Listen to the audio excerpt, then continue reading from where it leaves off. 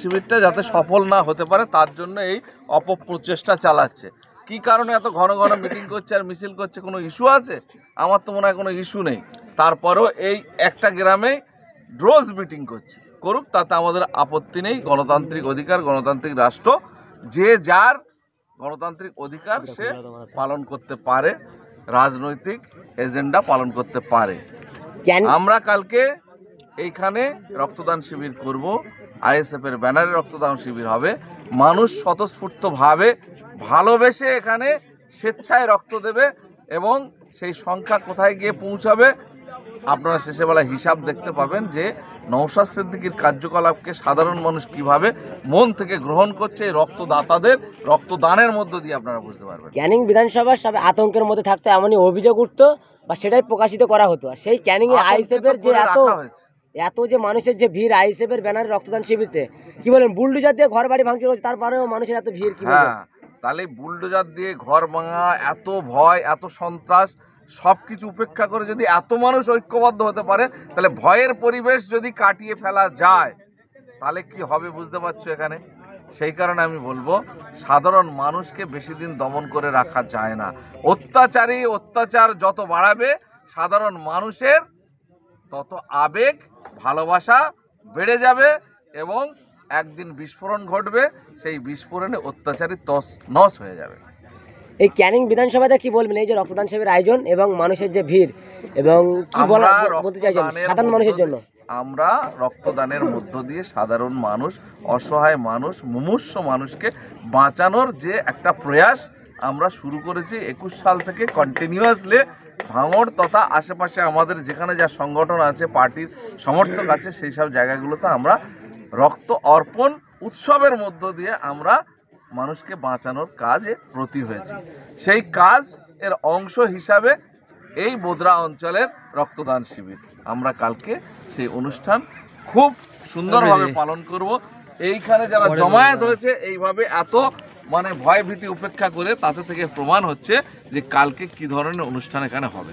তাহলে কি শওকত মোল্লা ভাঙড়ে গিয়ে এত লাফালাফি বা সোশ্যাল মিডিয়ায়, তাহলে তার অস্তিত্ব শেষ ক্যানিং এ?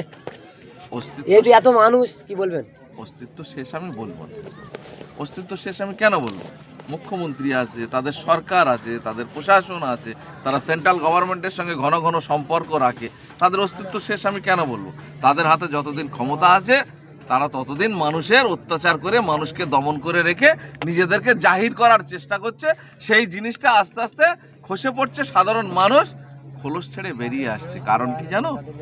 আজকে ওয়াকাফের সম্পত্তি সরকার বাঁচাবে বলে আন্দোলন করতে বারণ করেছিল, আর এখন আপনি এক সপ্তাহ আগে আপনার মসজিদের জায়গা সার্চ করলে নেটে দেখাচ্ছিল মসজিদের নামে আছে, আজকে গিয়ে সার্চ করে দেখুন ওটা কালেক্টরের নামে হয়ে গেছে, অর্থাৎ সরকারের নামে পর্চা হয়ে গেছে। এরপরেও যদি আমাদের সমাজের মানুষ ঘুমিয়ে থাকে তাহলে বাঁচার জায়গাটুকু পাবে না। ওই কারণে মানুষের ঘুম ভেঙে যাচ্ছে, কারুর অত্যাচার সহ্য করবে না, আর কারুর মুখের দিকে তাকিয়ে ভয় ভীতিতে আর দিন কাটাবে না। প্রকাশ্যে সামনে যদি না আসে আমাদের এই সমাজ, আমাদের এই মানুষকে কেউ বাঁচাতে পারবে না। এই কারণে মানুষ খোলস ছেড়ে ফাঁকায় চলে আসছে। এই ক্যানিং বিধানসভাতে একেবারে ইয়ং ছেলেরা একেবারে মেলাঘাটে যুক্ত ছিল। সেই ক্যানিং এর ছেলে, আগে যুবক ছেলেরা আজকে সমাজসেবা বা রক্তদানে একেবারে উৎসাহিত করছে। ভালো কাজ তো মানুষের সামনে দিতে হবে, ভালো কাজে মানুষকে উদ্বুদ্ধ করতে হবে। সেই কাজটা এতদিন করতো না কেউ। খারাপ কাজের সঙ্গে যুক্ত করা, মেলার আসর বসিয়ে, জুয়া বসিয়ে সেখানে হই হল্লা লারেলাপ্পা চালাতো। নওশাদ সিদ্দিকী একজন সম্ভ্রান্ত ভদ্র সভ্য পরিবারের ছেলে। সে দেখছে এত যুবক আমার সঙ্গে আছে, তাদেরকে কিভাবে ভালো কাজে লাগানো যায়, সামাজিক কাজে লাগানো যায়, মানুষ বাঁচানোর কাজে লাগানো যায়। তিনি সেইভাবে উদ্যোগ নিচ্ছেন, পরিকল্পনা মাফিক এইভাবে একটার পর একটা অনুষ্ঠানের মধ্য দিয়ে মানুষকে মানুষের পাশে দাঁড় করানোর, বন্ধুত্বের মেলবন্ধন তৈরি করার চেষ্টা চালাচ্ছে। এই তো ডিফারেন্স, এইখানে মানসিকতার ডিফারেন্স, তাই না? যার যেমন মানসিকতা, যার যেমন মন, সে সেরকম কাজ করবে। কেউ বাধা দেওয়ার চেষ্টা করবে ভালো কাজ, আর কেউ ভালো কাজ করার জন্য লড়াই করবে। দুটোই তো ডিফারেন্স। সেই ডিফারেন্সে মানুষ বেছে নিচ্ছে কার সঙ্গে থাকবে।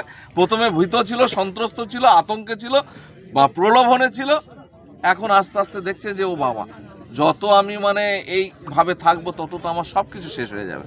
সুতরাং মানুষ আজকে বার হয়ে আসছে ভয় ভীতি উপেক্ষা করে।